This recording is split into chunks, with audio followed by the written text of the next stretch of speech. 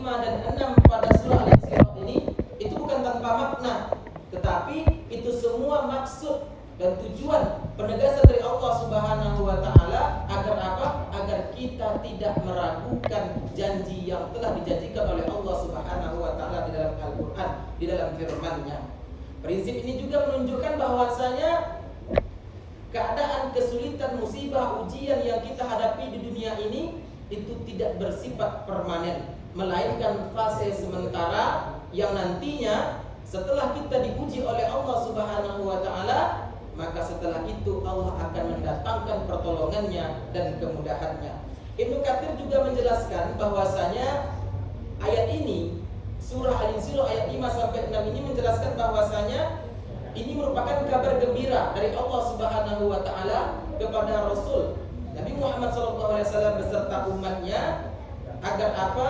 Agar jangan berputus asa dari rahmat Allah Subhanahu wa taala. Kenapa? Karena kalau kita ingin mengetahui maksud dari ayat 5 dan 6 surah Al-Isra ini, maka kita semua perlu mengetahui sebabnya turun dari ayat tersebut.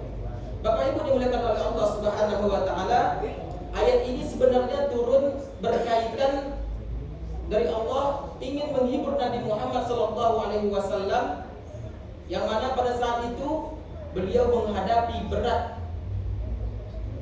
beratnya lika-liku dakwah yang beliau jalani, dimulai dari penolakan, ejekan, ancaman dari kaum kafir Quraisy. Namun di balik itu semua selalu Allah berikan kemudahan, selalu Allah datangkan pertolongannya. Hal ini juga menegaskan bahwasanya kepastian datangnya kemudahan setelah kesulitan itu adalah janji yang mutlak dari Allah Subhanahu wa taala agar kita semua bisa bersabar. Insyaallah Allah Subhanahu wa taala akan mendatangkan pertolongannya. Di lain sisi juga misalnya kita bisa mengambil pelajaran dari kisah Nabi Adam alaihissalam, yang mana beliau mendapatkan ujian dari kedua putranya Qabil dan Habil yang bertengkar hingga mengakhiri pertumpahan darah. Ini semua diakibatkan oleh iri dan dengki. Kemudian di lain sisi ada Nabi Nuh dan Nabi Lut alaihissalam yang menghadapi ujian, yaitu istri-istri mereka yang ingkar dan durhaka kepada Allah dan Rasulnya. Di lain sisi juga Nabi Ibrahim alaihissalam diuji, dibakar di hadapan kaumnya oleh Raja Namrud laknatullah alaih. Kemudian juga Nabi Musa alaihissalam juga mendapatkan rintangan dakwah dari seorang raja yang zalim, bahkan mengaku sebagai Tuhan, yaitu Fir'aun laknatullah alaih. Namun walaupun begitu berat dan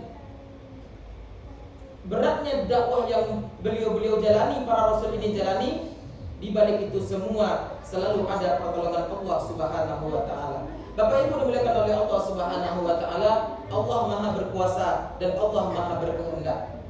Ketahuilah, setiap ujian yang diberikan, cobaan yang didatangkan oleh Allah Subhanahu wa taala, itu semua sudah ditakar oleh Allah Subhanahu wa taala bahwa kita pasti mampu untuk menjalaninya. Apa dalilnya? La yukallifullahu nafsan illa wus'aha. Artinya Allah tidak akan menguji seseorang di luar batas kemampuannya.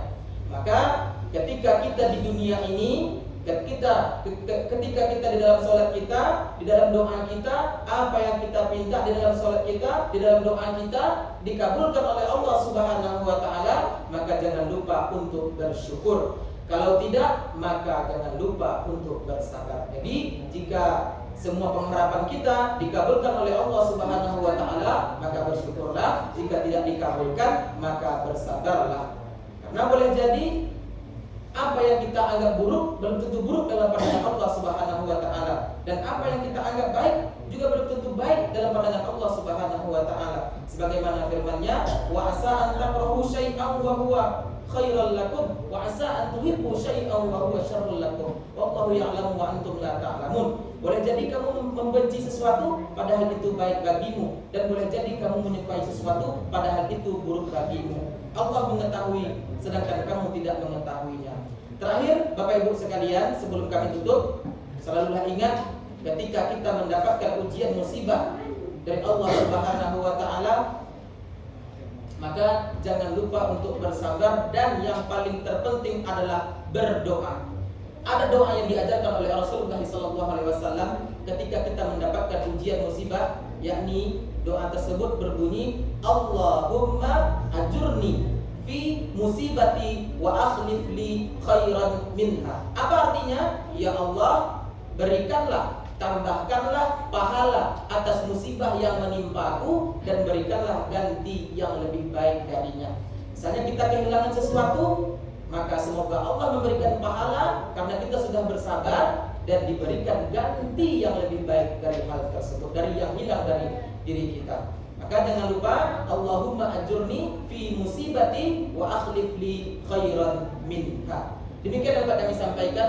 Ada baiknya itu datangnya dari Allah Subhanahu wa taala, walaupun ada buruknya itu merupakan kesalahan hamba Allah yang dhaif. Akhir kata kami tutup dengan ucapan wabillahi taufiq wal hidayah. Wassalamualaikum warahmatullahi wabarakatuh.